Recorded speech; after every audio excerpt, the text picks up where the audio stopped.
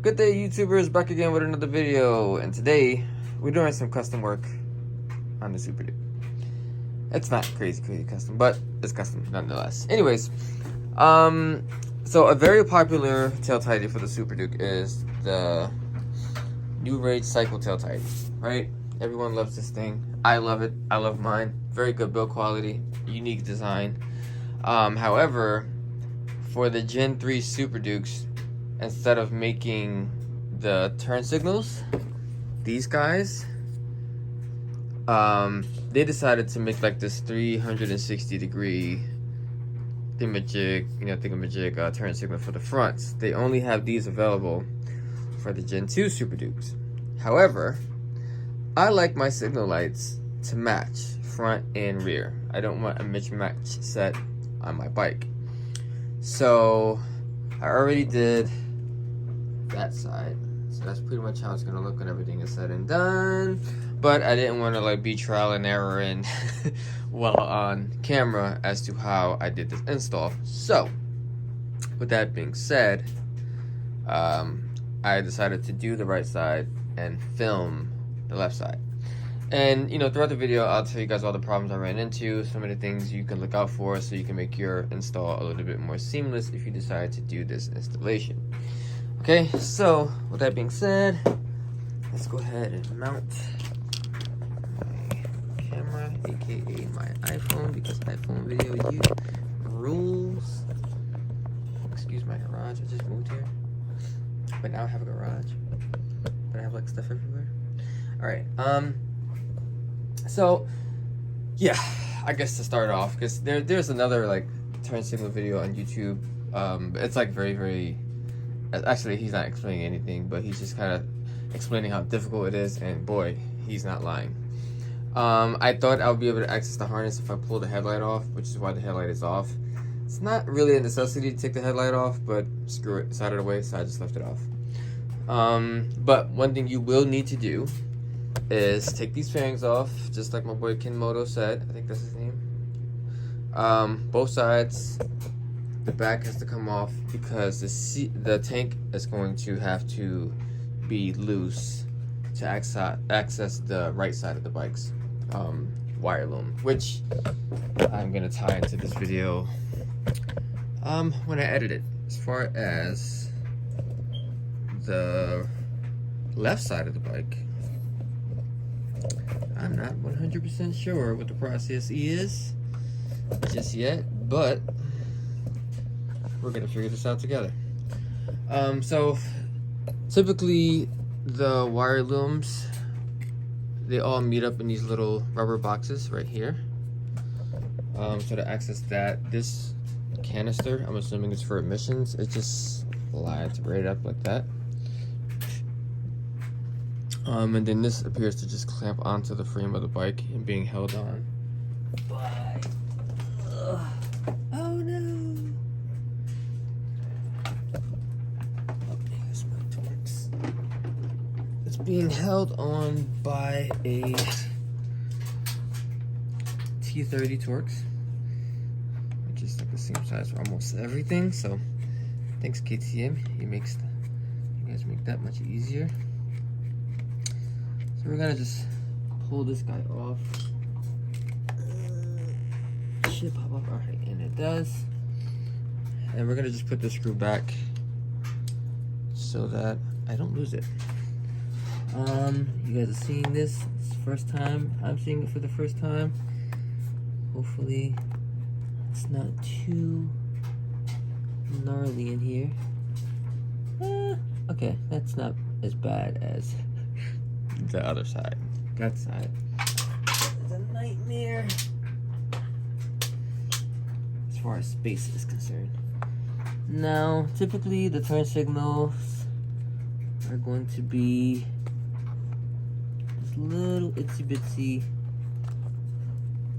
white connection right here. Yes, this is the turn signals. So now that we located that, we are going to where's my 12?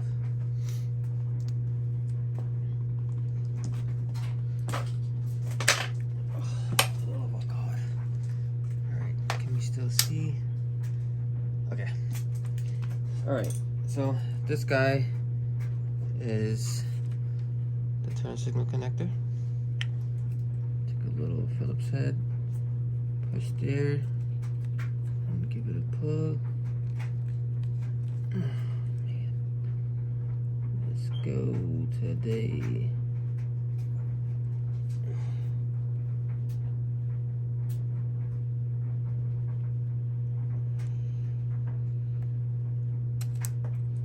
Okay, this side's a little bit more stubborn,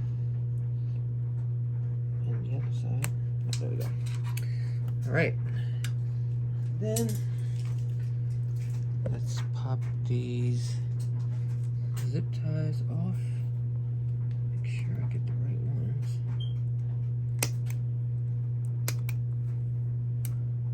Be very careful not to nip a wire.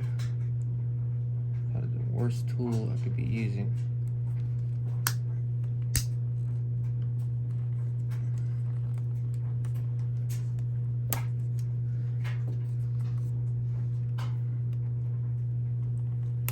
Okay.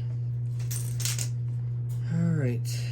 Now, I already took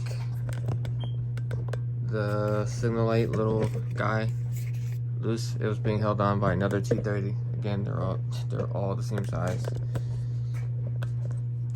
But you just, after you take the screw off, there's another zip tie. Oh, there's two zip ties. Sheesh. But yeah, after you take the screw off here, so T30, it just literally, you know, comes off the fork. Very, very easy, very self-explanatory. And then we're just going to continue to nuke these zip ties. I think I installed this one myself when I did my heated grips. So I can make sure I am clipping the right thing and not accidentally grabbing a wire.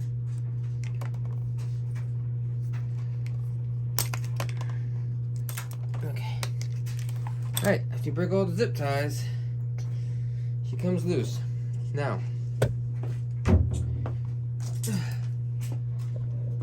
what we're gonna do, I'm not sure how they utilize these turn signals on the Gen 2s, because this is where the turn signals are from. But we're gonna reuse this guy. We're gonna reuse this guy for the turn signals to mount them. The screw holding the turn signal in here is a 12mm. So you just get your little open box, you know, in there. Try not to break it loose, it's not very tight. So although I'm at like this weird angle, you'll be able to grip it. Okay, now I'm gonna take the NRG turn signal and RC turn signal, and we are going to feed the wire through the stock turn signal. Now, be careful when you're positioning this. This is the top of the turn signal. This is the bottom. The screw is going to be sticking out. You don't want that exposed. It's going to look unprofessional. So I'm going to go on the bike just like this, and the turn signal is going to be like this. And it's going to come with these as hardware. And all you have to do is just, I chose to feed, oh, you'll see in a second. Yes, I'm just going to drop the screw. Well, if you can see here, this small hole on the right is where the screw is going to come out. It's going to go onto the turn signal right there, and then we can screw it on. We'll be able to screw it down and put the wire through the first hole.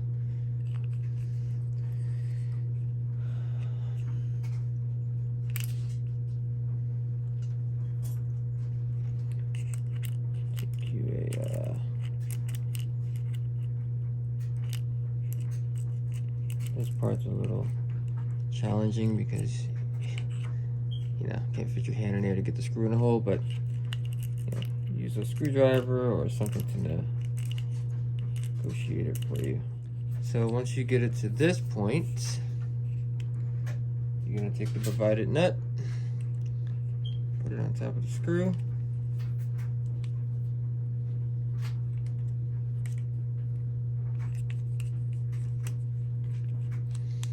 like so. Just tighten it down.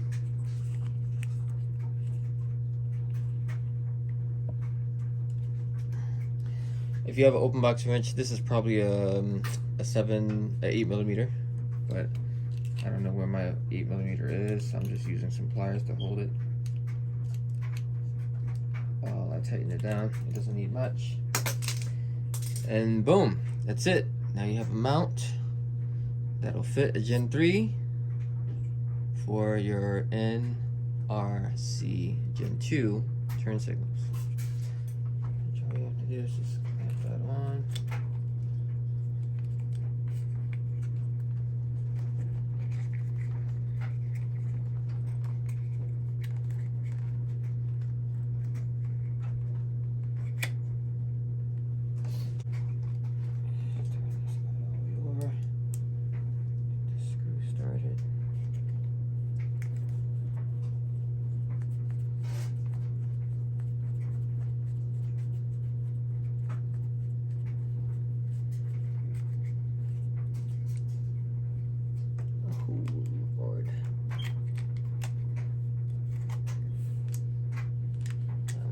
The wire in here. Careful not to do that. Really sucked.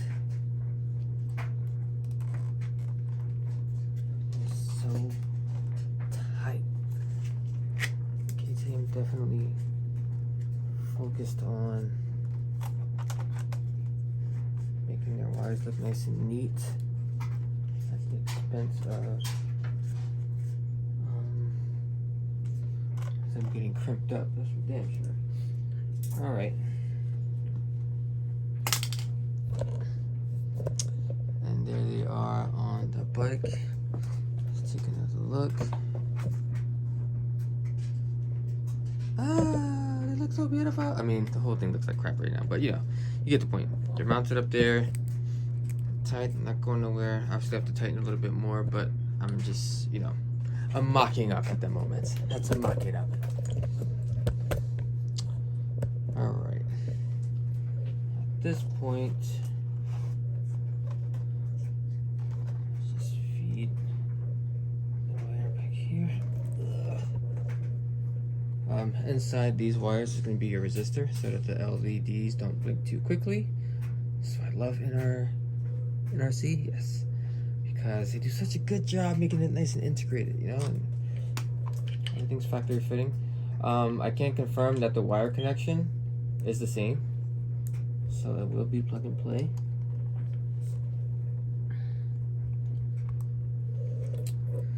Voila, that's it, man.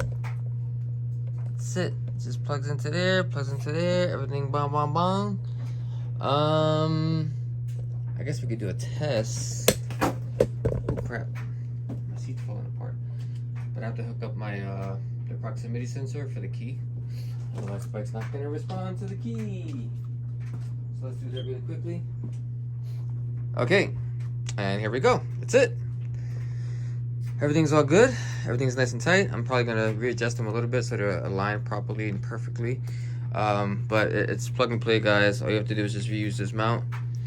I'm not really sure why they don't offer these for the Gen 3, because, you know, I need that to be in sync, you know what I mean? I need everything to match.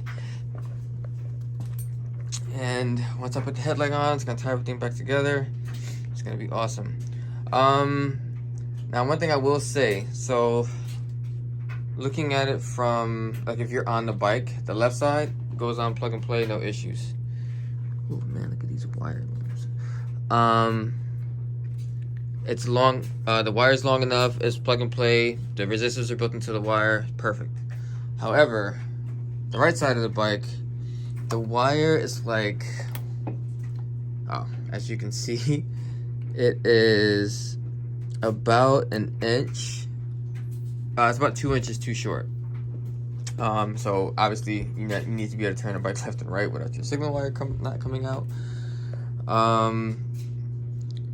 So I am going to have to build a harness to extend that wire just a little bit, because I can probably fish out the stock wire from the bike a little bit more, but I don't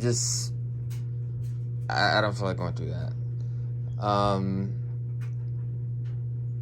But yeah, that's something to be aware of. This wire, at least on my bike, the factory wire doesn't come out long enough for the right side turn signal to reach. So I did snip the factory wire from the turn signal. I snipped the wire from the factory turn signal because who cares? I don't care about that. And I'm gonna put a female adapter on here so everything is plug and play. I'm not having to like snip any wires. But yeah, it's like short, like 1.5 inches. Okay, quick recap. So I ended up taking the female adapter, well, the male adapter from the old turn signal, and I joined it with the female adapter from the old license plate light bulb, which comes on the fenders that everyone gets rid of. I used some butt connectors like these, so everything is nice and strong, and then tied everything in with electric tape, and I'm plugging it into the turn signal so that everything is still plug and play minus this little thingamadig here. And now it's long enough to fit. So I'm just gonna tuck this back in here and zip tie everything back up, and I'll show you guys the end result when everything's put back together. Alright guys, moment of truth. Everything is back together. We have Gen 2 NRC front turn signals installed on the Gen 3. Yes sir! See if everything works. Hey, we got the right side. And we got the left side. Everything is blinking in sync. The hazards. Yes sir. Yes sir. Shit looking sweet.